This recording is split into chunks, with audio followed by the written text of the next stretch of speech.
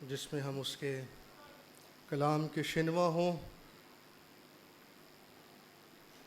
ہم جو بے وجود تھے خدا نے ہمیں وجود بخشا، ہم جو گمنام تھے خدا نے ہمیں تلاش کیا اور ہمیں اپنی پہچان دی، اپنا نام دیا، اپنی شناخت دی اور اپنے خاندان، اپنے گھرانے کا حصہ بنایا۔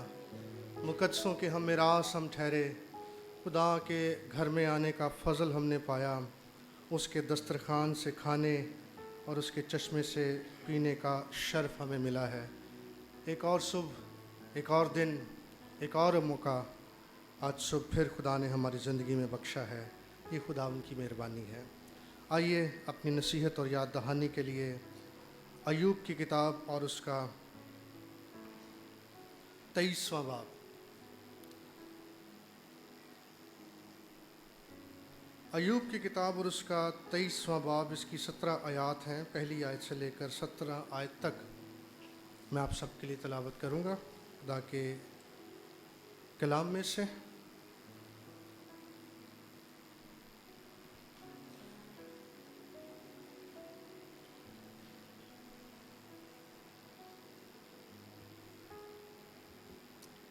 Thank you Jesus. صفحہ نمبر 512 پر پرانی جو بائبل ہے چھاپے والی، اس میں صفحہ نمبر 512 ہے۔ ایوب کی کتاب اس کا 23واں باب، چیپٹر 23، پہلی آیت سے۔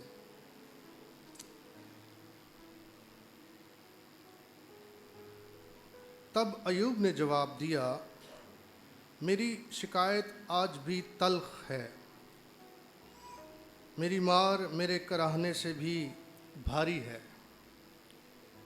کاش کہ مجھے معلوم ہوتا کہ وہ مجھے کہاں مل سکتا ہے، تاکہ میں عین اس کی مسند تک پہنچ جاتا، میں اپنا معاملہ اس کے حضور پیش کرتا اور اپنا منہ دلیلوں سے بھر لیتا، میں ان لفظوں کو جان لیتا جن میں وہ مجھے جواب دیتا، اور جو کچھ وہ مجھ سے کہتا میں سمجھ لیتا۔ کیا وہ اپنی قدرت کی عظمت میں مجھ سے لڑتا؟ نہیں، بلکہ وہ میری طرف توجہ کرتا، راست باز وہاں اس کے ساتھ بحث کر سکتے۔ یوں میں اپنے منصف کے ہاتھ سے ہمیشہ کے لیے رہائی پاتا۔ دیکھو، میں آگے جاتا ہوں پر وہ وہاں نہیں، اور پیچھے ہٹتا ہوں پر میں اسے دیکھ نہیں سکتا۔ بائیں ہاتھ پھرتا ہوں جب وہ کام کرتا ہے پر وہ مجھے دکھائی نہیں دیتا۔ وہ دہنے ہاتھ کی طرف چھپ جاتا ہے، ایسا کہ میں اسے دیکھ نہیں سکتا۔ لیکن وہ اس راستے کو جس پر میں چلتا ہوں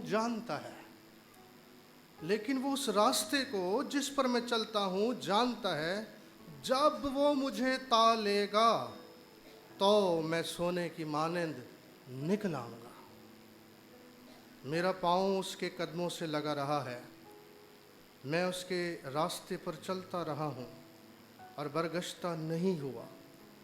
میں اس کے لبوں کے حکم سے ہٹا نہیں، میں نے اس کے منہ کی باتوں کو اپنی ضروری خوراک سے بھی زیادہ ذخیرہ کیا۔ لیکن وہ ایک خیال میں رہتا ہے اور کون اس کو پھرا سکتا ہے؟ اور جو کچھ اس کا جی چاہتا ہے وہ کرتا ہے، کیونکہ جو کچھ میرے لیے مقرر ہے وہ پورا کرتا ہے، اور بہت سی ایسی باتیں اس کے ہاتھ میں ہیں، اسی لیے میں اس کے حضور میں گھبرا جاتا ہوں۔ میں جب سوچتا ہوں تو اس سے ڈر جاتا ہوں، کیونکہ خدا نے میرے دل کو پودا کر ڈالا ہے اور قادر مطلق نے مجھ کو گھبرا دیا ہے۔ پودا بزدل، پست حوصلہ شکست کر دیا ہے، اس لیے کہ میں اس ظلمت سے پہلے کاٹ ڈالا گیا اور اس نے بڑی تاریکی کو میرے سامنے سے نہ چھپایا۔ خداوند کے کلام کے پڑھے اور سنے جانے پر اس کی برکت ہو۔ بائبل مقدس میں ہم انسانوں کو اور بالخصوص ایمانداروں کو مختلف چیزوں سے تشبیہ دی ہے، اور ان تشبیہات کے وسیلے سے انسانی زندگی کی حقیقتوں کو، سچائیوں کو واضح کرنے کی، سمجھانے کی اور ان پر سے پردہ اٹھانے کی کوشش کی گئی ہے۔ بعض اوقات کسی بھید کو سمجھانے کے لیے، زندگی کے کسی فیصلے کو، کسی کام کو، کسی حقیقت کو سمجھانے کے لیے کسی نہ کسی بات سے انسان کو تشبیہ دے کر اسے آسان بنایا جاتا ہے۔ مثلاً بہت دفعہ انسان کو درخت کے ساتھ تشبیہ دے کر تو سمجھایا گیا کہ انسان درخت کی مانند ہے، وہ لگایا جاتا ہے اور پھر کاٹ ڈالا جاتا ہے۔ یعقوب کے خط میں انسان کو بخارات سے تشبیہ دے دی گئی ہے کہ انسان کا حال ایسے ہی جیسے پانی کے بخارات ہوتے ہیں، ابھی نظر آئے اور ابھی غائب ہو گئے۔ گویا انسان کی زندگی وقتی ہے، عارضی ہے۔ پھر انسان کو پھول سے یا گھاس سے بھی تشبیہ دی گئی، جس طرح پھول کو ملا جاتا ہے، گھاس مرجھا جاتی ہے، ایسے انسان کی زندگی ہے، لیکن خدا کا کلام قائم رہتا ہے۔ پھر انسان کو ستاروں سے بھی تشبیہ دی گئی، ستارے کے جلال میں بھی فرق ہے۔ یہاں پر بھی ایک چیز ہے جس سے ایماندار کو، خدا پرست کو، راست باز کو ایک چیز سے تشبیہ دے کر زندگی کی ایک بڑی حقیقت کے ساتھ جو ہے وہ جوڑا گیا ہے اور اسے سمجھایا گیا ہے۔ اور اس کا ذکر ہمیں 10ویں آیت میں ملتا ہے، جب ایوب یہ کہتا ہے کہ جب وہ مجھے تا لے گا تو میں سونے کی مانند نکل آؤں۔ گویا ہم انسانوں کو، راست بازوں کو سونے سے بھی یا کندن سے بھی تشبیہ دی گئی ہے۔ آج میرے پیغام کا عنوان ہے، جب وہ مجھے تا لے گا۔ ابتدائی آیات جب ہم اس کی پڑھتے ہیں 23ویں باب کی، تو ایوب اپنی شکایت جو کہ انتہائی تلخ ہو چکی ہے، پیچھے کہانی سے ہم سب تھوڑا بہت واقف ہی ہیں، اب اس کے دوست ہیں، وہ اس کے ساتھ موجود ہیں، ایک مکالمہ ہے، ایک گفتگو ہے، وہ جاری ہے۔ باری باری یہ دوست، جو 3 دوست ہیں اس کے، یہ اپنی اپنی بات اسے سناتے ہیں، اسے کہتے ہیں، اور پھر ایوب اس بات کا جواب دیتا ہے، شکوہ بھی کرتا ہے، گلہ بھی کرتا ہے، اور بحث بھی کرتا ہے، دلیل بھی دیتا ہے، اپنی راست بازی کو بھی ثابت کرنے کی کوشش کرتا ہے، اور ساتھ ساتھ وہ دکھ سے، غم سے اور شکایت سے بھی بھرا ہوا ہے۔ ابتدائی 7 آیات ہیں جو پہلی آیت سے لے کر 7ویں آیت تک 23ویں باب کی ہیں۔ ان کے اندر ایوب کی خدا کی حضوری میں جانے، اپنا معاملہ رکھنے کی ایک بڑی خواہش ہے۔ وہ چاہتا ہے کہ میں اپنی شکایت، اپنا دکھ، اپنا غم، اپنی مصیبت، کاش کہ میں خدا کو جا بتاؤں، میں اس کی مسند تک، یعنی کہ اس کے تخت تک، اس کی حضوری تک پہنچ جاؤں اور اپنا معاملہ اس کی حضور میں پیش کروں۔ پھر اس کے بعد 8ویں اور 9ویں آیت میں وہ اس بات کا اظہار کرتا ہے کہ میں آگے جاتا ہوں پر وہ وہاں نہیں، میں پیچھے ہٹتا ہوں پر میں اسے دیکھ نہیں سکتا، میں بائیں ہاتھ پھرتا ہوں جب وہ کام کرتا ہے تو بھی وہ مجھے دکھائی نہیں دیتا، وہ دہنے ہاتھ کی طرف چھپ جاتا ہے ایسا کہ میں اسے دیکھ نہ اوپر نہ آگے نہ پیچھے نہ دائیں نہ بائیں، کہاں میں خدا کو تلاش کروں۔ گویا وہ یہ کہہ رہا ہے کہ میں محدود ہوں لیکن خدا لامحدود ہے، مجھے الہی ذات کا مکاشفہ چاہیے، مجھے اس کا عرفان چاہیے، اور وہ اس کی کھوج میں یا اس کی تلاش میں ہے۔ پھر 10ویں آیت میں وہ اس بات کا ذکر کرتا ہے، یہ کہہ کر کہ جب میں دہنے ہاتھ کی طرف چھپ جاتا ہوں کہ ایسا کہ میں اسے دیکھ نہیں سکتا، لیکن کہہ کر وہ اس بات کا ذکر کرتا ہے کہ وہ اس راستے کو جس پر میں چلتا ہوں، میں تو خدا کو نہیں دیکھ پایا یا نہیں دیکھ سکا اب تک، لیکن خدا مجھے دیکھتا ہے۔ لیکن وہ اس راستے کو جس پر میں چلتا ہوں جانتا ہے۔ اس بات کی تسلی اس کے اندر ہے، اس بات کا بھروسہ اس کے اندر ہے، اس بات کا یقین اس کے اندر ہے کہ خدا میری راہ سے واقف ہے، خدا میرے معاملے کو جانتا ہے، خدا میرا دل دیکھتا ہے، خدا میرے حالات سے واقف ہے، خدا نے مجھے گھیرا ہوا ہے اور خدا میرے سارے معاملے کی چھان بین کرتا ہے۔ جس راہ پر میں ہوں، جس راستے پر میں ہوں، خدا اسے دیکھتا ہے اور خدا اسے جانتا ہے، وہ خدا سے پوشیدہ نہیں ہے۔ اگر خدا میری نظروں سے اگرچہ پوشیدہ ہے، لیکن میں خدا کی نظروں سے پوشیدہ نہیں ہوں، تو اس کے اندر اس اندیکھے خدا پر ایک ایمان، ایک توکل، ایک بھروسہ، ایک یقین جو ہے وہ موجود ہے۔ اور یہ کہہ کر وہ اس آیت کے دوسرے حصے میں کہتا ہے، جب وہ مجھے تا لے گا تو میں سونے کی مانند نکل آؤں۔ جب وہ مجھے تا لے گا تو میں سونے کی مانند نکل آؤں۔ جب انگریزی ٹرانسلیشن اس کا ہم وین کرتے ہیں، یہ وقت کا ایک اظہار ہے، یہ کسی مدت کی طرف، ٹائم کی طرف اشارہ کرتا ہے۔ ایوب یہ کہتا ہے کہ جب وہ مجھے تا لے گا، جس سے مراد ہم یہ سمجھ سکتے ہیں کہ ایوب کے اندر یہ پہچان بھی ہے کہ جس آزمائش سے، جس دکھ سے، جس مصیبت سے، جس کھٹالی سے میں گزر رہا ہوں، اس میں سدا نہیں رہوں گا۔ when، جب وہ مجھے تا لے گا، مطلب کہ میری آزمائش کی ایک مدت ہے، ایک میعاد ہے، ایک وقت ہے، اور جب وہ مجھے پرکھ لے گا، جانچ لے گا، جب میری میعاد، میرا وقت پورا ہو جائے گا، تو پھر میں اس میں سے نکل آؤں گا، پھر میں بحال ہو جاؤں گا۔ کیونکہ بائبل مقدس میں مختلف جگہوں پر ہمیں اس طرح کی آیات پڑھنے کو ملتی ہیں، جیسے لکھا ہے کہ وہ سدا جھڑکتا نہ رہے گا، وہ سدا غضب ناک نہ رہے گا، اس کا جو قہر ہے وہ دم بھر کا ہے، لیکن اس کا کرم عمر بھر کا ہے۔ تو اس کا مطلب یہ ہوا کہ خدا کا غضب، خدا کا امتحان، خدا کی آزمائش، کسی بھی دکھ میں سے وہ ایماندار کو گزارتا ہے تو اس کی کوئی نہ کوئی مدت ہے، اس کی کوئی نہ کوئی میعاد ہے۔ مکاشفہ کی کتاب اس کے دوسرے باب کی 10ویں آیت میں بھی ہمیں اسی طرح کا ایک حوالہ ملتا ہے، جہاں پر یہی بات جو ہے وہ مکاشفہ میں بیان کی گئی ہے کہ انسان کی جو مصیبت ہے اس کی کوئی نہ کوئی مدت ہے۔ مثلا دوسرے باب کی 10ویں آیت جلدی سے پڑھتا ہوں، لکھا ہے، جو دکھ تجھے سہنے ہوں گے ان سے خوف نہ کر۔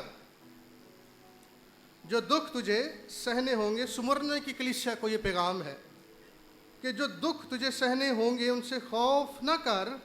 دیکھو ابلیس تم میں سے بعض کو قید میں ڈالنے کو ہے تاکہ تمہاری آزمائش ہو، اور 10 دن تک مصیبت اٹھاؤ گے، جان دینے تک بھی وفادار رہ تو میں تجھے زندگی کا تاج۔ یہ 10 دن سے کیا مراد ہے؟ ان 10 دنوں سے مراد یہی ہے کہ اس مصیبت کی جو وہ اٹھانے کو ہیں، اس کی کوئی نہ کوئی کیا ہے؟ میعاد ہے، مدت ہے۔ جب یہ 10 دن پورے ہو جائیں گے، جب وہ مجھے تا لے گا اس مصیبت میں سے، تو پھر میں باہر آ جاؤں گا اور میں بحال ہو جاؤں گا۔ 10 دن تک مصیبت اٹھاؤ گے، تو گویا یہ 10 دن جو ہیں اور یہ مختلف آیات جو ہیں، یہ ہمیں اسی بات کی طرف اشارہ دیتی ہیں کہ ایماندار کی مصیبت، اس کا دکھ، اس کی آزمائش، اس کا امتحان، اس کی میعاد۔ پہلا پطرس 5 باب کی 10ویں آیت میں لکھا ہے، اب خدا جو ہر طرح کے فضل کا سرچشمہ ہے، جس نے تمہیں اپنے ابدی جلال کے لیے بلایا، تمہارے تھوڑی مدت تک دکھ اٹھانے کے بعد وہ تم کو کامل بھی کرے گا، قائم بھی کرے گا اور مضبوط بھی کرے گا۔ تمہارے تھوڑی مدت دکھ اٹھانے کے بعد، پطرس بھی اسی طرف اشارہ دے رہا ہے۔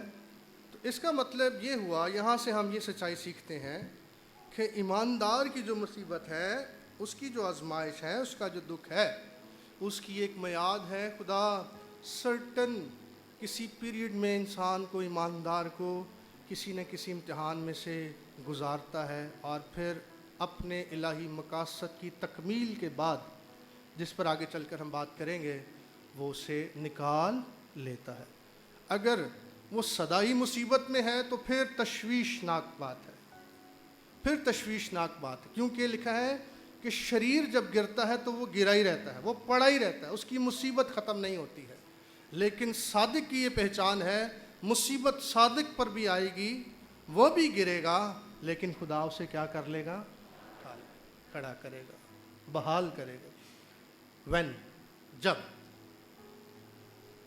پھر اس کے بعد لکھا ہے، جب وہ مجھے تالے گا، وہ مجھے تالے گا۔ مطلب کیا؟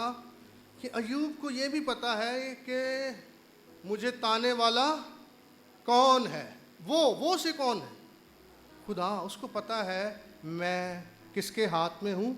میں خدا کے ہاتھ میں ہوں۔ بہنوں اور بھائیوں، ایماندار کی، سنیے، ایماندار کی مبارک حالی یہ ہے، اس کی خوش نصیبی یہ ہے کہ ایماندار مصیبت میں بھی ہو تو بھی وہ خدا کے ہاتھ میں ہے، تو بھی وہ محفوظ ہے، وہ خدا کے ہاتھ میں ہے۔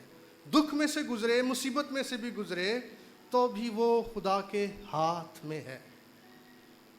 تو ایوب کو اس بات کا بھی احساس ہے، اور وہ کہتا ہے جب وہ مجھے تالے گا، یعنی کہ خدا مجھے تالے گا، میں خداوند کے ہاتھوں میں ہوں، اور خدا ہی ہے جو مجھے اس آزمائش میں سے نکالے گا۔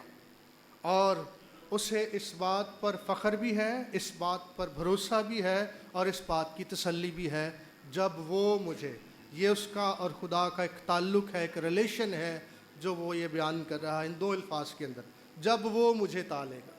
تو ایماندار جو ہے، اسے اس بات پر فخر ہونا چاہیے، اور اس کے اندر ایک اطمینان ہونا چاہیے، ایک تسلی ہونی چاہیے، خواہ میں مصیبت میں سے گزروں، میں کسی امتحان میں سے گزروں، میں خدا کے ہاتھ میں ہوں۔ ابتدائی ابواب جب ہم ایوب کی کتاب کے پڑھتے ہیں، تو جب شیطان نے خدا کو ابھارا کہ وہ اسے اس امتحان میں ڈالے، تو اس نے اس سے پرمیشن مانگی تھی، اجازت لی تھی، میں تو اسے ہاتھ ہی نہیں لگا سکتا۔ کیوں نہیں لگا سکتا؟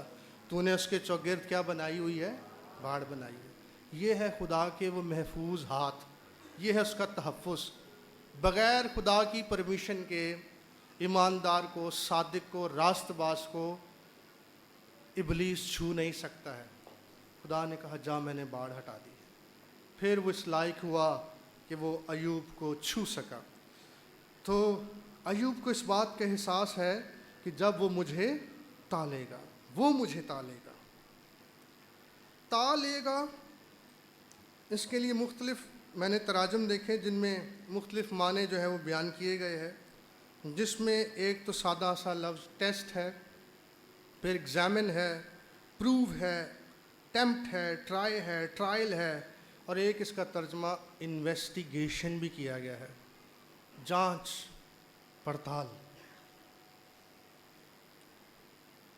جب وہ مجھے تالے گا، اور جو تشبیہ استعمال کی گئی ہے، جو استعارہ استعمال کیا گیا ہے اس سچائی کو سمجھانے کے لیے، وہ سونا استعمال کیا گیا ہے، کہ جس طرح سے کسی دھات کو، اور بالخصوص سونے کو، مزید خالص کرنے کے لیے، صاف کرنے کے لیے، چمکدار کرنے کے لیے، اور زیادہ قیمتی بنانے کے لیے، اور زیادہ خوشنما بنانے کے لیے، اور نکھارنے اور صاف اور شفاف کرنے کے لیے اسے کسی آگ کی بھٹی میں تایا جاتا ہے، تپایا جاتا ہے، سلگایا جاتا ہے تاکہ اس کی کثافتوں کو دور کیا جائے، اسے اور چمکایا جائے۔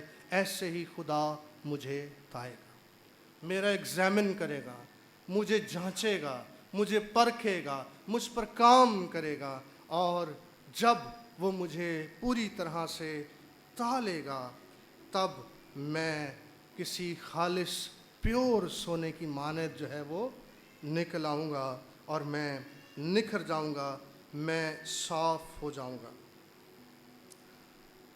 کئی جگہوں پر یہ الفاظ استعمال ہوا ہے، لیکن دو ایک کا میں حوالہ آپ کو دینا چاہتا ہوں۔ مثلاً پیدائش کی کتاب اس کا 42واں باب، اس کی 15ویں اور 16ویں آیت ہم پڑھیں تو وہاں پر جو واقعہ ہمیں ملتا ہے وہ یہ ہے کہ یوسف کے جو بھائی ہیں وہ یوسف کے پاس آئے ہیں، کیونکہ مصر میں اناج ختم ہو گیا ہے، اور جب اس کے پاس آئے ہیں تو یوسف نے ان کو پہچان لیا ہے۔ جب ان کو پہچان لیا ہے تو اس کے اندر ایک بڑی جستجو، ایک بڑی خواہش یہ ہے کہ وہ اپنے چھوٹے بھائی بنیامین سے ملنا چاہتا ہے، اسے وہ دیکھنا چاہتا ہے۔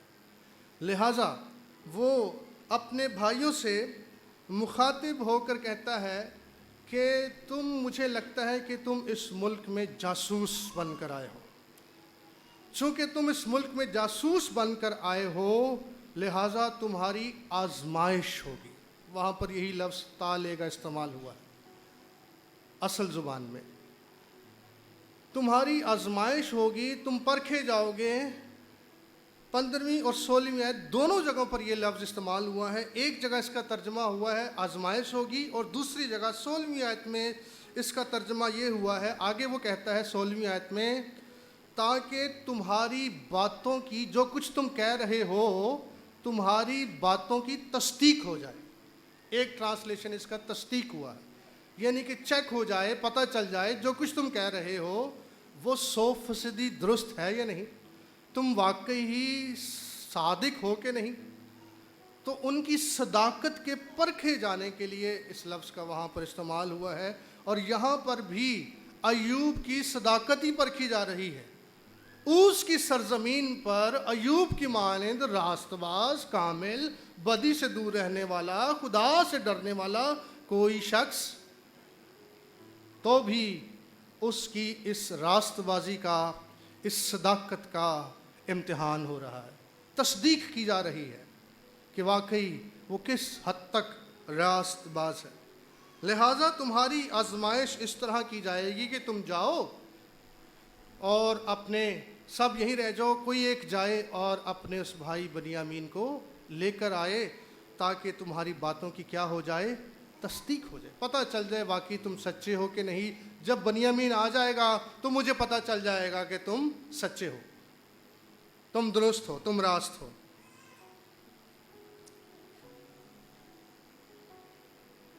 لہٰذا ایوب کی جو راست بازی ہے اس کا یہاں پر امتحان ہے۔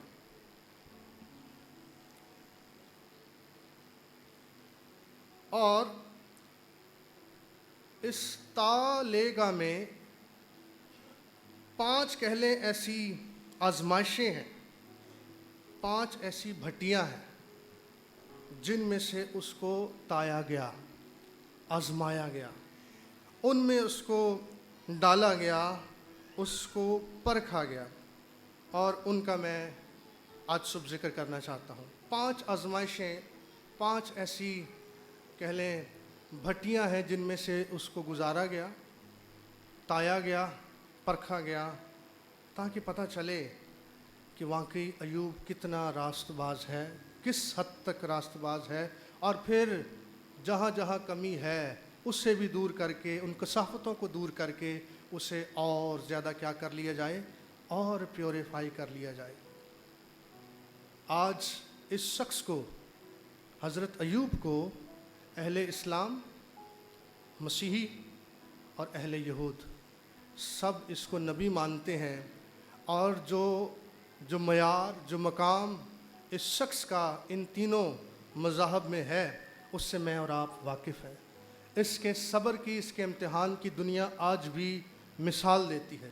اگر اس میں سے یہ نہ گزرتا تو آج یہ ایوب صابر نہ کہلاتا، ہر جنازے پر اس کا تذکرہ نہ ہوتا اور یہ ہمارے لیے، ہم ایمانداروں کے لیے ایک زندہ اور جاوید مثال نہ بنتا۔ آئیے غور کرتے ہیں کہ وہ 5 بھٹیاں کون سی ہیں جن میں سے خدا نے ایوب کو تایا، گزارا اور پھر اسے نکھارا، سنوارا۔ پہلی آزمائش اس کی جو ہوئی ہے، پہلے باب میں جب ہم اس کا ذکر پڑھتے ہیں ایوب کی کتاب میں لکھا ہے کہ ایوب کی سرزمین پر ایوب نام ایک شخص، کامل، راست باز، خدا سے ڈرنے والا، بدی سے دور رہنے والا، خدا نے ہر طرح کی برکت اسے دے رکھی ہے۔ 7 بیٹے، 3 بیٹیاں ہیں، کہیں اس کے پاس بھیڑیں، بکریاں، اونٹ، 500 جوڑی بیل، 500 گدیاں، نوکر چاکر، ایون کہ اہل مشرق میں وہ سب سے بڑا آدمی، اہل مشرق میں سب سے بڑا آدمی ہے۔ کوئی اوز کی مانند اوز کی سرزمین پر اس کی مانند نہیں ہے۔ لیکن جب شیطان نے خدا کو بھارا، جب وہ خدا کے حضور میں آیا تو خدا بھی بڑا فخر کرتا ہے، کیا تو نے زمین پر جو تو سیر کرتے ہوئے آیا ہے، میرے بندے ایوب پر بھی کوئی نگاہ کی ہے؟ کیسی خوبصورت بات ہے یہ۔ شیطان تو جو زمین پر گھومتا پھرتا آ گیا میرے حضور، بڑی سیر کرتا ہوا آیا ہے، خدا کی نظر میں ایک بندہ ہے۔ زمین پر بہت کچھ تھا دیکھنے کے لیے، لیکن خدا نے کسی کا ذکر نہیں کیا، اپنی کسی دستکاری کا ذکر شیطان کے سامنے نہیں کیا۔ اگر کیا تو فقط ایوب کا ذکر کیا، میرا بندہ ایوب، اس کی مانند کوئی نہیں ہے۔ ہاں خدا وہ ایسی تھوڑی تیری تعظیم کرتا ہے، تیری شکر گزاری کرتا ہے، قربانیاں گزرانتا ہے، تو نے اسے اتنی برکتیں دے رکھی ہیں، تو نے اسے اتنا مالدار کیا ہے، اتنا بلیس کیا ہے، اس کے نوکر چاکر ہیں، بھیڑ بکریاں ہیں، بچے ہیں، اور ہر چیز اس کے پاس افراط کے ساتھ ہے۔ وہ کیوں نہ تیری شکر گزاری کرے، وہ کیوں نہ تیری حمد کرے اور تیری عظمت کے گیت گائے، جب کہ تو نے اسے اتنا نواز رکھا ہے۔ اچھا یہ بات ہے۔ خدا نے کہا ٹھیک ہے، اگر وہ صرف ان برکتوں کے سبب سے ہی میری تعظیم اور شکر گزاری کرتا ہے، اسی سبب سے وہ راست باز ٹھہرا ہے، تو جا، میں نے تجھے اجازت دی، جا کر اسے تو کیا کر لے، تالے، آزما لے، ایگزامن کر لے، چیک کر لے، پرکھ لے، تاکہ پتہ چل جائے کہ وہ سونے کی مانند کندن ہے یا نہیں۔ لہٰذا پہلی جو آزمائش اس کے اوپر آئی ہے وہ یہ ہے، اتنا امیر کبیر آدمی، اتنا شہرت یافتہ آدمی، اوز کی سرزمین پر اس کی مانند کوئی نہیں ہے، اب سب کچھ جاتا رہا، گویا ایک ہی دن میں اس کا مال و دولت سب کچھ۔ پہلی آزمائش اس کی محتاجی ہے، اسے محتاج کر دیا گیا ہے، اس کا سب کچھ مال و دولت جو افراط کے ساتھ اس کے پاس تھا وہ سب کچھ ختم ہو گیا ہے۔ ایک شخص جو اتنا بڑا کاروباری شخص ہو، کہہ لیجئے کہ اپنے وقت کا شیخ ہو یا بزنس مین ہو، اور ایک ہی دن میں اس کا دیوالیہ نکل جائے، سارا مال اسباب اس کا لٹ جائے، برباد ہو جائے، تو وہ تو روڈ پر آ جائے گا۔ اس کی کیا سچویشن ہو سکتی ہے؟ عین ممکن ہے کہ وہ اپنا ذہنی توازن کھو بیٹھے۔ اور آپ نے تاریخ میں ایسے واقعات سنے اور پڑھے ہوں گے کہ بہت سارے ایسے لوگوں نے خود کشیاں کر لیں جب ان کا دیوالیہ نکل گیا ہے، کیونکہ لکھا ہے جہاں تیرا مال ہے وہاں تیرا دل بھی لگا رہے۔ تو ایوب کا مال تھوڑا نہیں تھا، بہت مال و اسباب تھا، وہ سب کچھ لٹ گیا ہے، وہ سب کچھ برباد ہو گیا ہے، وہ سب کچھ جاتا رہا ہے، اور گویا ایوب جو ہے وہ محتاج ہو گیا ہے، سب کچھ اس کا ختم ہو گیا ہے۔ ایک مثالیں دے کر میں اس بات کو اور آگے بڑھاتا ہوں۔ مثلاً بنی اسرائیل کو بھی جب خدا نے ملک مصر سے نکالا تو وہ مصریوں کو لوٹ کر آگے تھے، ان کا مال و اسباب بھی لے آئے تھے، ان کا سونا چاندی بھی لے آئے تھے، اور پھر اس کے بعد بحر کلزم جب ان کو پار کروا دیا اور وہ بیابان میں آ گئے تو وہاں پر خدا نے انہیں محتاج کر دیا. وہاں پر خدا نے انہیں محتاج کر دیا, اتنا محتاج کر دیا کہ وہ لوگ بھوکے ہونے لگے, وہ لوگ روٹی سے بھی تنگ ہو گئے, اور وہ موسیٰ پر ہی بڑبڑانے لگے کہ کیا تو ہمیں مارنے کے لیے یہاں پر لے آیا ہے؟ کیا مصر میں قبریں نہیں تھیں جو تو ہمیں یہاں لے آیا ہے بیابان میں؟ لکھا ہے میں نے تمہیں بھوکا ہونے دیا, میں نے تمہیں بھوکا ہونے دیا, میں نے تمہیں عاجز ہونے دیا. کیوں ہونے دیا؟ تاکہ تمہارے دل کی بات دریافت کروں, تاکہ تمہیں آزماؤں, تاکہ تمہیں پرکھوں, تاکہ تمہیں تاؤں کہ انسان صرف روٹی ہی سے جیتا نہیں رہتا بلکہ ہر اس بات سے جو خدا کے منہ سے نکلتی ہے. بہنوں اور بھائیوں, جب انسان محتاج ہو جاتا ہے تو وہ یا تو کسی کے آگے ہاتھ پھیلاتا ہے یا پھر وہ خدا سے گلا شکوہ کرنے لگتا ہے. وہ خدا کو ہی کوسنے لگتا ہے کہ کیا تو نے مجھے اس قدر محتاج اور بے بس کر دیا ہے. میری اور آپ کی زندگی میں بھی بعض اوقات ایسے واقعات, ایسے حالات آ جاتے ہیں جب انسان اپنے آپ کو بے بس محسوس کرنے لگتا ہے. بعض اوقات انسان بے روزگار ہو جاتا ہے تو وہ اپنے لیے, اپنے گھرانے کے لیے فکر مند ہو جاتا ہے, پریشان ہو جاتا ہے. ملکی حالات آپ کے سامنے ہیں. ان سارے حالات میں جس طرح سے مہنگائی تیزی کے ساتھ بڑھ رہی ہے ویسے محتاجی بھی پیدا ہوتی چلی جا رہی. ایسے حالات میں میری اور آپ کی بھی آزمائش اور امتحان, ہمارا بھی امتحان ہے ایوب کی طرح. پولس رسول دوسرے کرنتھیوں کے 11ویں باب کی 24ویں آیت میں اپنی مثال دے کر اپنے بارے میں چند ایک باتیں کہتا ہے, اور وہ اپنی محتاجی کا یہاں پر ان لفظوں میں ذکر کرتا ہے. دوسرا کرنتھیوں اور اس کا 11واں باب اور اس کی 25ویں آیت سے میں آپ کے لیے پڑھ رہا ہوں, بلکہ 24ویں سے. لکھا ہے میں نے یہودیوں سے 5 بار ایک کم 40 کوڑے کھائے, 3 بار بینت لگے, 1 بار سنسار کیا گیا, 3 مرتبہ جہاز ٹوٹنے کی بلا میں پڑا, 1 رات دن سمندر میں کاٹا. میں بارہا سفر میں, دریاؤں کے خطروں میں, ڈاکوؤں کے خطروں میں, اپنی قوم سے خطروں میں, غیر قوموں سے خطروں میں, شہر کے خطروں میں, بیابان کے خطروں میں, سمندر کے خطروں میں, جھوٹے بھائیوں کے خطروں میں, محنت اور مشقت میں, بارہا بیداری کی حالت میں, بھوک اور پیاس کی مصیبت میں, اور آگے لکھا ہے بارہا فاقہ کشی میں. ان سارے حالات میں سے میں ہو کر گزرا. پھر بھی وہ آگے چل کر فلپیوں کو خط لکھتے ہوئے کہتا ہے کہ میں نے بڑھنا بھی سیکھا ہے اور میں نے گھٹنا بھی سیکھا ہے, میں نے بھوکا رہنا بھی سیکھا ہے اور میں نے سیر ہونا بھی سیکھا ہے. ان سب حالتوں میں میں نے سیکھا کیا ہے؟ سیکھا یہ ہے ان سب حالتوں میں کیا رہوں؟ راضی رہوں. ان سب حالتوں میں راضی رہوں, میں شکر گزاری کرتا رہوں.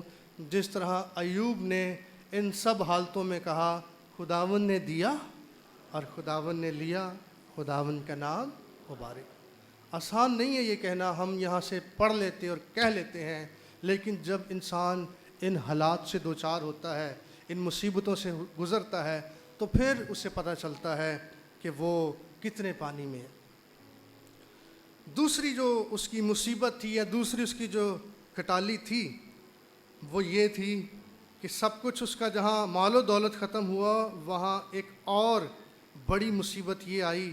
لکھا ہے 4 آیت میں کہ اس کے بیٹے ایک دوسرے کے گھر جایا کرتے تھے اور ہر ایک اپنے دن پر ضیافت کرتا تھا اور اپنے ساتھ کھانے پینے کو اپنی تینوں بہنوں کو بلوا بھیجتے تھے. اور اسی طرح سے ایک دن یہ ضیافت جاری تھی کہ ایک تیز آندھی چلی, اور جس گھر میں اس کے بچے, اس کا گھرانہ, اس کی بیٹیاں, اس کے بیٹے سب موجود تھے, وہ سب ختم ہو گیا. دوسری اس کی آزمائش تھی, اس کا اپنا خاندان, اس کے بچے وہ جاتے رہے, جس نے ایوب کو اور زیادہ پست کر دیا، اور زیادہ کمزور کر دیا، اور زیادہ رنجیدہ کر دیا، اور زیادہ غم گسار کر دیا، اور وہ اور زیادہ پست ہو گیا۔ انسان پر جب مصیبت آتی ہے تو شاید وہ کسی حد تک برداشت کرتا ہے، لیکن فیملی لائف میں جب بچوں پر مصیبت آتی ہے تو وہ اس کے لیے اور زیادہ دشوار ہو جاتی ہے۔ آپ کا کیا خیال ہے کہ جب خدا نے ابراہیم کو یہ کہا تھا کہ اپنے بیٹے اسحاق کو میرے لیے قربان کر دے، تو یہ اس کے لیے آسان تھا؟ میرا اپنا ذاتی یہ خیال ہے کہ اگر خدا ابراہیم کو کہتا کہ اپنی قربانی دے دے تو وہ اس کے لیے نسبتاً آسان ہوتا۔ اسحاق تو وعدے کا فرزند تھا، امیدوں کے بعد، انتظار کے بعد، صبر کے بعد، اتنی دعاؤں کے بعد اس کو حاصل ہوا تھا، اور خدا نے سب سے قیمتی چیز اسحاق پر ہی چھری رکھ دی، اسی کو کہہ دیا کہ میرے لیے کیا کر دے، قربان کر دے۔ کیا جب وہ جاتا ہوگا تو وہ اس کے لیے ایک ایک قدم بھاری نہ ہوگا؟ لیکن وہ اپنے خداون کی اس آزمائش میں کیا رہا؟ ثابت قدم رہا۔ اور عین وقت پر جب وہ اپنے بیٹے پر چھری چلا ہی رہا تھا تو خداوند نے اپنا فرشتہ بھیج کر اسے وہ بیٹا لوٹا دیا۔ تو لہٰذا ایوب بھی اس ساری آزمائش میں جو ایک فیملی لائف پر آئی، خاندان پر آئی، بچوں پر آئی، اس میں بھی وہ ثابت قدم رہا۔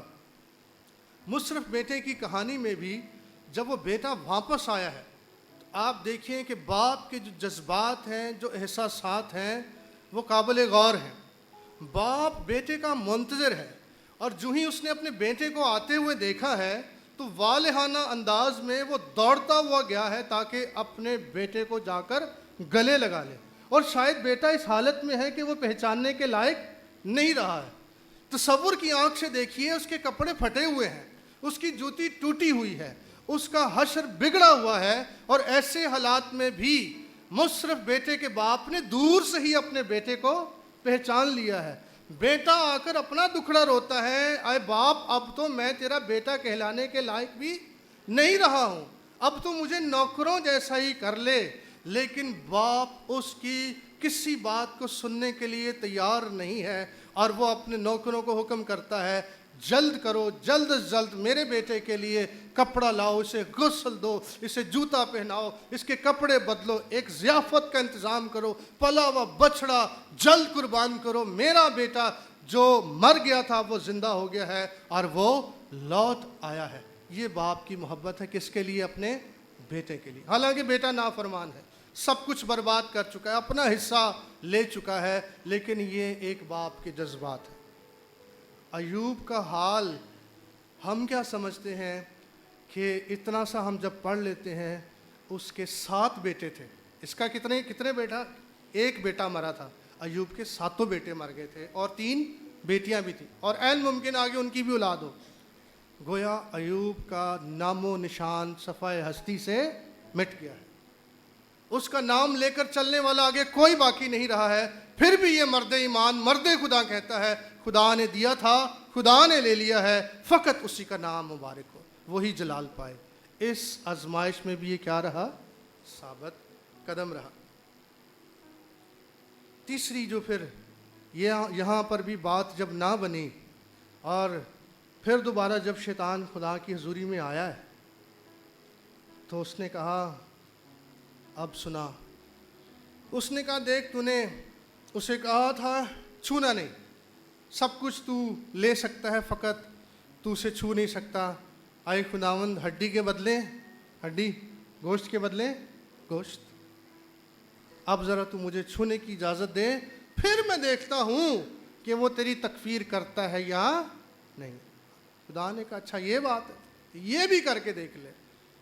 اور پھر تیسری آزمائش اس کی اپنی بدنی جسمانی تکلیف کی صورت میں آئی، اور اس کا لیول، اس کا درجہ ہے کہ میں اور آپ اسے بھی قیاس نہیں کر سکتے ہیں۔ چند آیات میں آپ کے لیے پڑھتا ہوں یہیں سے، تو ہم اندازہ لگائیں گے کہ اس کی جو بدنی تکلیف تھی اس کا کیا لیول تھا۔ ایک شخص جو صحت مند ہو اور وہ ठीकरा लेकर बैठ जाए और वो अपने बदन से उन ज़ख्मों से जिनमें शायद पानी पड़ गया है, पीप पड़ गई है, ये आलम है। देखिए मेरे साथ दूसरा बाब अय्यूब की किताब और उसकी 11वीं आयत। दूसरे बाब की 11वीं आयत ज़रा देखिए तो हमें अंदाज़ा होगा कि अय्यूब की बदनी तकलीफ़ किस हद तक थी। लिखा है, जब अय्यूब के 3 दोस्तों तीमानी अलीफेस और सूखी बिल्दत, दूसरे बाब की 11वीं आयत से पढ़ रहा हूँ, देखिए मेरे साथ। जब अय्यूब के 3 दोस्तों तीमानी अलीफेज और सूखी बिल्दत और नुमाती जूफर ने उस सारी आफत का हाल जो उस पर आई थी सुना तो वो अपनी अपनी जगह से चले। 3 दोस्त इसके अपने अपने घर से चले और उन्होंने आपस में अहद किया। क्या अहद किया? कि जाकर उसके साथ रोएं और उसे, मेरे साथ रहिए, ये 3 दोस्त अपने घर से चले हैं अय्यूब को क्या देने के लिए? तसल्ली देने के लिए। आगे हम पढ़ते हैं, तसल्ली दें, 12वीं आयत। और जब उन्होंने दूर से निगाह की, जब उन्होंने दूर से निगाह की और उसे, गोया अपने दोस्त को ही ना पहचाना, जब दूर से निगाह की और उसे ना पहचाना तो वो चिल्ला चिल्ला कर, अंदाज़ा लगाइए, एक तो सूरत हाल ये है कि वो शख्स पहचानने के लायक, उसका जिस्म का एक हिस्सा 1 इंच भी बाकी ना बचा था जहाँ पर फोड़ा ना हो, जहाँ पर फिंसी ना हो, जो दर्द से ज़ख्म से भरा हुआ ना हो। ये आलम है कि अब उसके अपने दोस्त उसे पहचान नहीं सकते हैं। और फिर आगे लिखा है, वो चिल्ला चिल्ला कर रोने लगे। ये मर्द रो रहे हैं और अपने दोस्त को देखकर रो रहे हैं। आगे बढ़िए। और हर एक ने अपना पिराहन चाक किया। ये उस गम का, उस दुख का जो उनके दोस्त पर आई थी उसका इजहार था। और अपने सिर के ऊपर आसमान की तरफ धूल उड़ाई, मिट्टी उड़ाई। और अगली बात जो इससे भी ऊपर है, और वो क्या है? 13वीं आयत में लिखा है, और वो 7 दिन और 7 रात उसके साथ ज़मीन पर, ये भी गम का इजहार है, ज़मीन पर बैठना। 7 दिन 7 रात, थोड़े नहीं है बहनों और भाइयों, 7 दिन और 7 रात उसके साथ ज़मीन पर बैठे रहे। और आगे लिखा है, किसी ने उससे एक बात ना कही। क्यों ना कही? क्योंकि उन्होंने देखा उसका गम। एक बात ना कही। करने क्या आए थे ये तो तसल्ली लेकर आए थे, तसल्ली देने के लिए आए थे, लेकिन तसल्ली की एक बात भी इनके मुंह से ना निकली। 7 days and 7 nights। इससे आप अंदाज़ा लगाइए कि उसका दुख, उसकी बदनी तकलीफ़ कितनी बड़ी थी कि उनके मुंह में, उनके दोस्तों के मुंह में एक जुमला, एक फ़िक्रा, एक लफ्ज़ भी ना रहा कि ऐसे हालात में हम इसे क्या तसल्ली दें। बाज़ औक़ात ख़ानदानों पर, ज़िंदगियों पर ऐसी आफ़तें कौमों पर आ जाती हैं कि मुश्किल हो जाता है कि इंसान कोई तसल्ली की बात कह सके, कोई दिलासे की बात कह सके उस गम को देखकर। और यही सूरत हाल यहाँ पर अय्यूब के इन 3 दोस्तों की है। लिखा है 7 दिन 7 रात वो ज़मीन पर पड़े रहे और वो अपने दोस्त को एक जुमला भी तसल्ली का कह नहीं सके। लेकिन तो भी अय्यूब इस तकलीफ़, इस खटाली पर भी गालिब आया। इसमें से भी वो ताया गया। हमारी बीमारी कभी कभी ऐसी नागज़ीर हो जाती है, तवालत इख्तियार कर जाती है, इंसान लाचार हो जाता है, बेबस हो जाता है। डॉक्टर्स के चक्कर लगा लगा कर, इलाज मुआलजे पर पैसा खर्च करके, दुआएं करा कर वो बेबस हो जाता है, वो परेशान हो जाता है, वो अवज़ार आ जाता है और कभी कभी वो अपने लिए मौत मांगने लगता है। और अय्यूब के साथ भी कुछ इसी तरह से हुआ। इस बीमारी में, इस तकलीफ़ में, इस कठाली से भी खुदा ने इसे गुजारा। ये तीसरी आजमाइश थी। चौथी इसकी जो आजमाइश थी वो इसके अपने दोस्तों से ही। देखिए, जब इंसान किसी मुसीबत में हो, जैसे इसके 3 दोस्त आए थे इसे तसल्ली देने के लिए, लेकिन सारी सूरत हाल को भांपने के बाद फिर यही दोस्त, आगे आप जब पढ़ेंगे तो यही दोस्त उसके ख़िलाफ़ हो गए थे। उससे बहस भी करने लगे, उससे दलीलें भी देने लगे, उल्टा उसको इल्ज़ाम देने लगे, अयूब नहीं, तूने ज़रूर कुछ ऐसा किया है तभी तुझ पर इतनी बड़ी। देखिए ज़रा 22 बाब और उसकी 21 आयत, जहाँ अलीफेस तिमानी जो है वो अयूब से मुखातिब है। 22वें बाब की 22वें बाब की पहली आयत में लिखा है, तब अलीफेस तिमानी ने जवाब दिया। अयूब 22 की पहली आयत में। अब अलीफेस तिमानी बात करता करता तो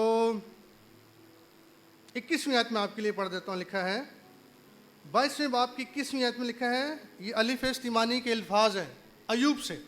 कह रहा है उससे मिला रह तो सलामत रहेगा और इससे तेरा। दूसरे लफ्ज़ों में वो क्या कहना चाह रहा है, अयूब खुदा के साथ अब तेरा कोई रास्ता, राबता, रिश्ता, नाता नहीं रहा है। गोया तूने खुदा को छोड़ दिया है, तभी तो कह रहा है उससे क्या कर, मिला रहे, उससे सुलह कर, उसकी तरफ फिर तो तू बहाल होगा। गोया तूने खुदा को छोड़ दिया है या तूने कोई ऐसा गुनाह कर दिया है जिसके सबब से खुदा ने तुझे छोड़ दिया है और अब खुदा तेरी दुआ नहीं सुनता है। अगली आप आयत पढ़ें, लिखा है मैं तेरी मिन्नत करता हूँ कि शरीयत को उसी की ज़ुबानी, ये नसीहत कर रहा है उसको कि शरीयत पर ईमान ला, उसकी बातों को अपने दिल में रख ले, अगर तू कादर मतलब की तरफ फिरे तो बहाल किया जाएगा। अलीफेस तिमानी अयूब को कह रहा है, बस शर्त ये कि तू क्या कर, नाराज़गी को अपने खैमों से। अयूब तेरे खैमे में क्या आ गई है, नाराज़गी आ गई है, तुझसे कोई गुनाह सरजद हो गया है, नाराज़गी तेरे खैमे में आ गई है और खुदा तुझसे जुदा हो गया है। तू अपने ख़जाने को मिट्टी में और ओफीर के सोने को नदियों के पत्थरों में डाल दे, तब कादर मतलब तेरा ख़जाना और तेरे लिए बेश कीमत चांदी होगा, क्योंकि तब ही तू कादर मतलब में, तब ही तू फिर मसरूर होगा। फिर तुझसे दुआ करेगा तो तब वो तेरी सुनेगा और तू अपनी मन्नतें पूरी करेगा, जिस बात को तू कहेगा वो तेरे लिए। लिहाजा उससे मिला रहे, नाराज़गी को दूर कर दे, उसकी तरफ फिर। ये अलीफेस तिमानी।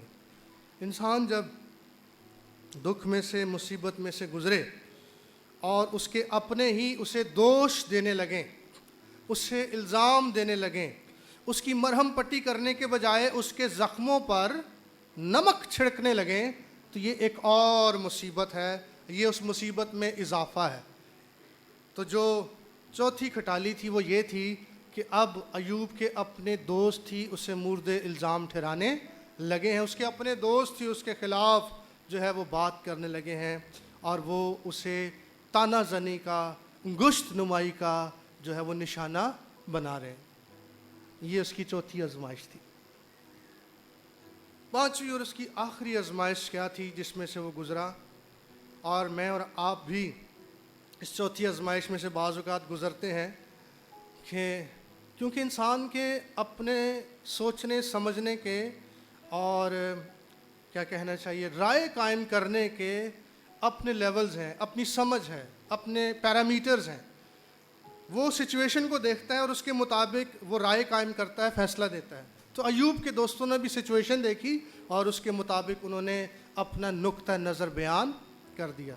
तो बाज़ औक़ात ईमानदार जब किसी मुसीबत में उससे गुज़रता है, यहाँ से सीखने वाली बात यह है कि मैं और आप सिर्फ़ अपने इंसानी नुक्ता नज़र से ना देखें, उस इलाही खुदा जिसके हाथ में मैं और आप हैं, वो भी अपनी मर्ज़ी की मसलहत से हमें किसी न किसी कटाली में से गुजारता है। पांचवी और आखिरी जो आजमाइश थी वो भी बड़ी संगीन आजमाइश है, उसकी कटाली है जिसमें से खुदा ने उसे ताया, और वो पहले बाब में से ही है। जब ये सब कुछ हो गया, सब कुछ उसका जाता रहा, 8वीं आयत पढ़ रहा हूँ, दूसरे बाब की। लिखा है दूसरे बाब की 8वीं आयत, और वो अपने को खुजाने के लिए एक ठीकरा लेकर राख पर बैठ गया। लिखा है 9वीं आयत, तब उसकी बीवी उससे कहने लगी कि क्या तू अब भी अपनी रास्ते पर कायम रहेगा? खुदा की तकफीर कर और मर जा। ये कौन कह रहा है? ये उसकी ज़िंदगी का साथी उसको कह रहा है। गोया यूं मालूम होता है, हम तसव्वुर कर सकते हैं कि वो भी उससे तंग आ गई है।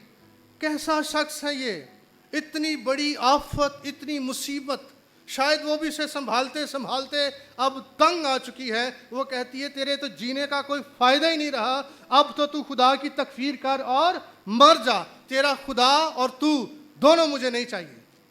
ऐसा खुदा जिसकी तू इबादत करता है। देखिए, दोस्त छोड़ जाएं, बहन भाई छोड़ जाएं, बच्चे छोड़ जाएं, इंसान बर्दाश्त करता है, लेकिन जब ज़िंदगी का साथी छोड़ जाए तो ये उन तमाम आजमाइशों से, दुखों से ज़्यादा कठिन, मुश्किल और नागवार हो जाता है। अय्यूब इस आजमाइश का भी शिकार हुआ कि इसका ज़िंदगी का साथी भी अब इसके साथ, इसके दुख में, इसकी मुसीबत में इसके साथ खड़ा हुआ नहीं है। उसने भी इसको कह दिया कि अब तेरे जीने का कोई फ़ायदा नहीं है, तेरे जीने का कोई मकसद नहीं है, अब तो तू मर जा, तो यही तेरे लिए बेहतर है। ये इसकी 5वीं और आखिरी आजमाइश थी, जिसके सबब से अय्यूब ये कहता है, जब वो मुझे डालेगा, जब मेरी सारी आजमाइशें पूरी हो जाएंगी, सारे लेवल्स पूरे हो जाएंगे, खुदा के पैमाने, उसके मयार, उसके तकाजे, सारी खटालियाँ पूरी हो जाएंगी, तब मैं सोने की माने, तब मैं साफ हो जाऊंगा, मैं निखर जाऊंगा, मैं नया बन जाऊंगा। ये वो आलम है, ये वो आखिरी आजमाइश है जिसमें से वो गुज़रा, लेकिन तो भी आफरीन इस शख्स पर है, सलाम इस शख्स पर है कि इसने कहा, तू तो नादान औरतों की सी बातें करती है, तू तो नादान औरतों की सी बातें करती है, क्या हम खुदा के हाथ से सुख पाएं और दुख ना पाएं? जो मुकाशफा इस शख्स को मिला है इन सारे हालात में से, वो इन आजमाइशों के बाद ही मिला है। अगर इनमें से ना गुज़रता तो कभी भी वो ये फ़िक्रा ना कह पाता, क्या हम खुदा के हाथ से सुख पाएं और दुख ना पाएं। तो मुबारक वो है, यहाँ से हम ये सीखते हैं, मुबारक वो है जो खुदा के हाथ से सुख भी पाए और दुख भी पाए। सब छोड़ जाएं, सुनिए, सब छोड़ जाएं, ज़िंदगी का साथी भी छोड़ जाए, खुदा ना छोड़े, खुदा हमें ना छोड़े। इसमें हमारी भलाई, इसमें हमारा क़याम, इसमें हमारी सलामती, इसमें हमारी बका और इसमें हमारी ज़िंदगी है। एक हवाला मेरे साथ देखिए, यशायाह की किताब, उसका 13वां बाब।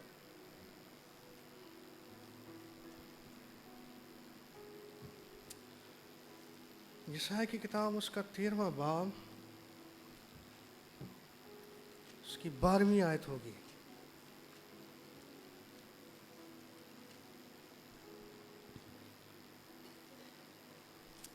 यहाँ पर खुदा अपनी कौम से मुखातिब है, शिकवा भी कर रहा है, गिला भी कर रहा है, अदालत भी कर रहा है, सज़ा भी सुना रहा है, लेकिन साथ साथ वो उन्हें नसीहत भी कर रहा है और उन्हें उम्मीद भी बख्श रहा है। और वो क्या है?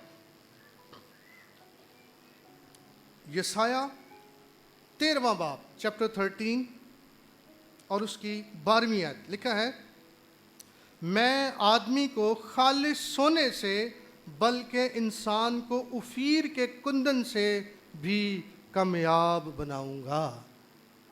ये अपने लोगों से मुखातिब है। और अगर इसकी पिछली आयत हम देखें तो वहाँ से हमें पता चलता है, खुदा इंसान को उफीर के सोना, उफीर का सोना जो है हैकल जब बनी थी तो सुलेमान बादशाह ने हैकल में सोना लगाने के लिए उफीर से सोना मंगवाया था। गोया हम ये ख्याल कर सकते हैं कि उफीर का सोना इंतहाई नायाब सोना था। और खुदा यहाँ पर अपने लोगों से मुखातिब है कि मैं आदमी को खालिस सोने से बल्कि इंसान को उफीर के कुंदन से भी कामयाब यानी बेशकीमत कीमती बनाऊंगा। आखिरी एक दो जुमले कहना चाहता हूँ। ईमानदार मुकद्दसीन हम सब जो यहाँ पर हैं बहनों और भाइयों, हम सब सोने की मानद हैं। हम सब सोने की मानद हैं, लेकिन किसी में कुछ थोड़ी चमक है, किसी में कुछ ज़्यादा चमक है। और खुदा ये चाहता है कि हम सब की जो चमक है, हमारी जो रोशनी है, वो आदमियों के सामने चमके और हमारे अंदर जो कसाफतें हैं उनको दूर किया जाए और हमें मज़ीद प्योरीफाई और खालिस किया जाए। और उसके लिए एक बड़ा अहम तरीका जो खुदा अपनाता रहा है और करता है, और वो ये है, वो किसी न किसी खटाली में से हमें गुजारता है। और जब मैं और आप इन 5 के अलावा भी किसी खटाली में से गुज़रें तो इस बात को याद रखें कि खुदा हमें खालिस सोना बनाना चाहता है।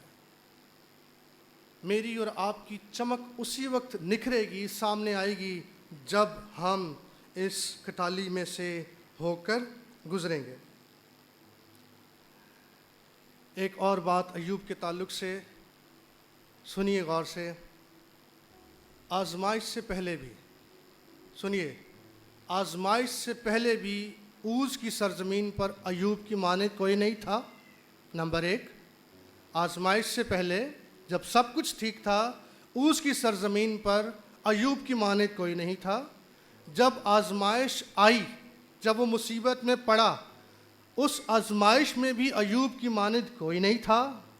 और फिर जब वो आजमाइश में से निकला तो फिर भी अय्यूब की मानद, लिखा है खुदा ने उसे जो कुछ लिया था उसे 2 चंद लौटा दिया। खुदा ने अपने बंदा को क्या किया? फिर दुगना सरफराज किया, सरबुलंद किया। जितनी तादाद आप उसके माल और दौलत की पहले बाब में पढ़ते हैं, आखिरी बाब में आप पढ़ेंगे कि दुगनी तादाद में खुदा ने उसे क्या कर दिया? ब्लेस कर दिया। गोया फिर भी अय्यूब की मानद ऊज़ की सरजमीन पर कोई नहीं। आमीन। मैं और आप भी खुदावन के हाथ में हैं और खुदा चाहता है कि हमारी मानद ज़मीन पर कोई नहीं हो। हम कैसे हों? निराले, अलग, मुनफरिद, जुदा, और हमारी रोशनी इस मुल्क में, इसके तूलो अर्ज़ में सोने की मानद चमके। आइए सच्चाई के साथ हम अपने सरों को झुकाएं और हम दुआ मांगेंगे। अपने आप को हम इस कलाम की रोशनी में देखेंगे।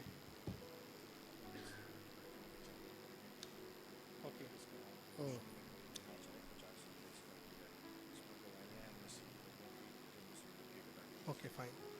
भाई जावेद की तरफ से एक बुक जो है वो मुतारफ़ करवाई गई है, मुसीबत की खटाली, और उन्होंने कहा है कि आज के पैगाम की मुनासबत से ये किताब काफ़ी मुफीद है। गालिबन 50 रुपये इसका हदिया है, आप ज़रूर इसे पढ़ सकते हैं। आइए हम अपनी अपनी ज़िंदगी पर गौर करते हुए अपने आप को हम खुदावन के हाथों में सौंपें। अगर इनमें से किसी भी खटाली में से हम होकर गुज़र रहे हैं, किसी तरह के हालात का हमें सामना है, तो याद रखिए कि खुदा चाहता है कि हम सोने की मानद खालिस हो जाएं, हम पाक हो जाएं, हम बेऐब हो जाएं, हम साफ़ हो जाएं, हम निखरते चले जाएं, हम चमकदार हो जाएं, हम बेशकीमत हो जाएं, हम चमकने लगें, हमारी रोशनी ज़ाहिर होने लगे, हम खुदा के इलाही मकासद को पूरा करने का वसीला बन जाएं। जिस तरह अय्यूब ये कहता है, जब वो मुझे तालेगा। ये वो वक्त था जब खुदा उसे नज़र नहीं आता था। वो दाएं देखता था, खुदा उसे दिखाई नहीं देता था। वो बाएं देखता था, खुदा उसे दिखाई नहीं देता था। लेकिन जब वो इन मुसीबतों की कठालियों में से गुजर गया, तब अय्यूब ये कहता है कि अब मेरी आँख उसे देखती है, मेरी आँख उसे देखती है। अब मैं जान गया हूँ मेरा मखलसी देने वाला زندہ ہے. اسی نے مجھے اس مصیبت کی کھٹالی میں سے ڈالا, صاف کیا, نکھارا اور پھر نکال لیا, بہا لیا. جب وہ مجھے تالے گا تب میں سونے کی مانند نکل آؤں گا. اگر میں اور آپ خدا ان کے ہاتھ میں ہیں تو بہنوں اور بھائیوں, یہ ہماری مبارک حالی ہے. میں عبادت کا باقی حصہ سر جا کے حوالے کرتا ہوں.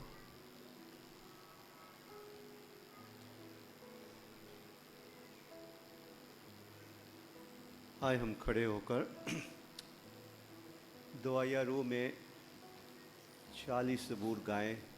رب ساڈا زور, وہ ہماری پناہ, وہ مشکل وقت میں مدد کرتا ہے, اور مدد کرنے کا ایک بڑا ذریعہ اس کا اپنے کلام کو نازل فرمانا ہے. رب ساڈا زور ہے, نالے ساڈی ہے پناہ, دے مدد و سختیاں میں. اسی پر ہم بھروسہ کر سکتے ہیں. ان تمام مقدسوں کی زندگیوں کا احوال سننے, مطالعہ کرنے سے ہمیں تسلی, حوصلہ ملتا ہے. وہ بھی کوئی لوہے کے انسان نہیں تھے, وہ ہمارے جیسے ہی جسم رکھتے تھے. اگر وہ ہم سے بڑی مصیبت برداشت کرنے کے لیے خدا کی مدد سے, خدا کے زور سے آج کی دنیا میں ہم خدا کا زور حاصل کر کیسا کر سکتے ہیں.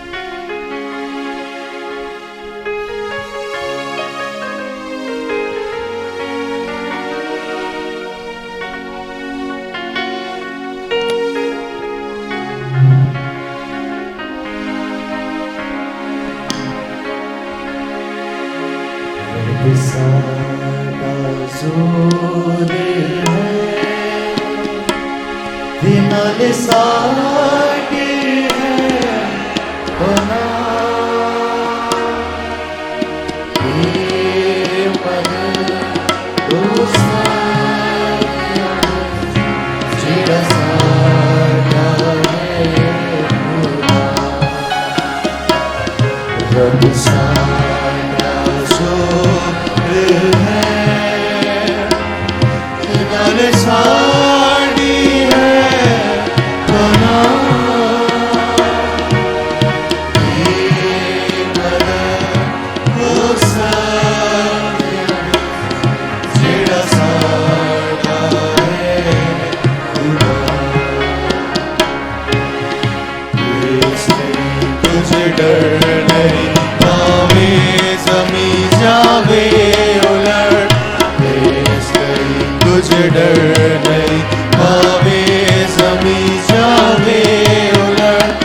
سارے پربت رڑ کے پاویں, سارے پربت رڑ کے پاویں, بچ سمندر پھیل جا.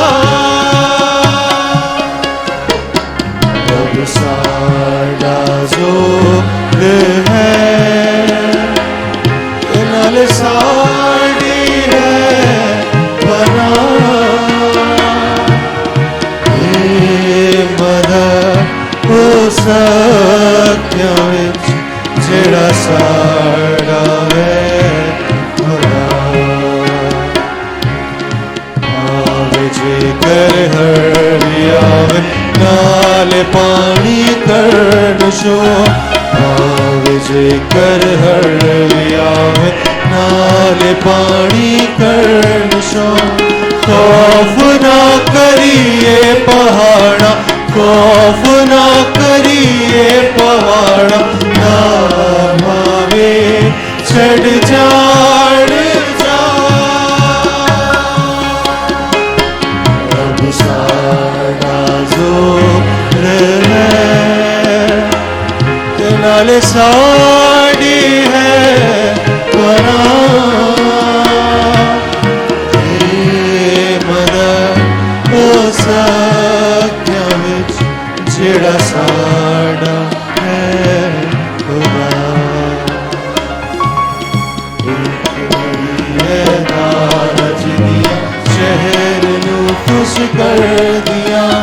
ایک بڑی ہے دارج دیا, दिया पाक रब दे मस्कनानू पाक रब दे मस्कनानू जिस दा मालिक है खुदा रब साडा ज़ोर है ते नाले साड़ी है पनाह सत्या विच जिहड़ा साडा है खुदा विच उस दे जोनू ना जुम्बिश होएगी है खुदा विच उस दे जोनू ना जुम्बिश होएगी फजर ही होवेगा मदद फजर ही होवेगा मदद करे रब उस शहर दा रब साडा ज़ोर है ते नाल साडी है पनाह मदद हो सत्या विच जिहड़ा साडा है खुदा माया जोश विच ते बादशाहियां हिल गईयां ओ माया जोश विच ते बादशाहियां हिल गईयां धरती सब पिघल गई धरती सब पिघल गई अपने जदों कीती सदा रब साडा ज़ोर है ते नाल साड़ी है पनाह मदद हो सत्या विच जिहड़ा साडा है खुदा जो होवा लश्करां दा आप साडे नाल है जो होवा लश्करां दा आप साडे नाल है जो खुदा याकूब दा है जो खुदा याकूब दा है सो ऐसा भी है पनाह